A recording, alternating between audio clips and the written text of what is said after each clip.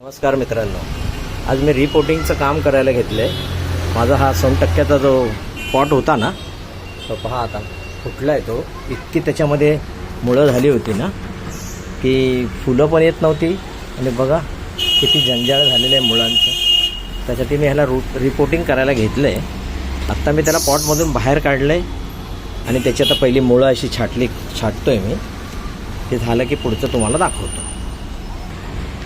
तुमच्या लक्षात येतच असेल की मी ही मुळं इथून आता अशी कापून वेगळी करतो आहे खोडापासून।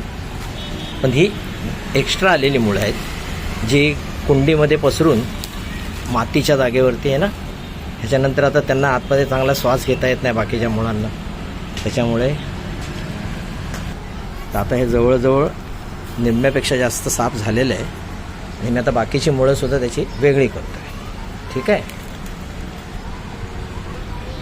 तर अशा प्रकारे सगळी मुळं काढून मी थोडंसं खोड तासलं आहे, म्हणजे मातीचा भराव थोडासा तासला आहे आणि आता ह्या रिकाम्या कुंडीमध्ये त्याला रिपोर्ट करणार आहे। ओके, आणि एका बाजूला बघा एक होल आहे असं ठेवलेलं आहे ना,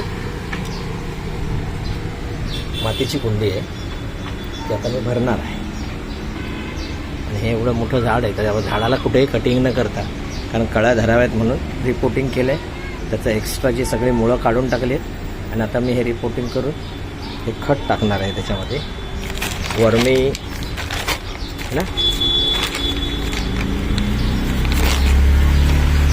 ते ऐकायला आणि बच्चा आहे त्याच्यातून आणलं होतं मी, फक्त गांडूळ खत आहे ते याच्यात मिक्स करून मग टाकणार, म्हणजे फुलं येतील अशी आशा आहे। So thank you very much. तुम्हाला व्हिडिओ कसा वाटला लाईक करा, शेअर करा आणि मला कळवा। थँक्यू।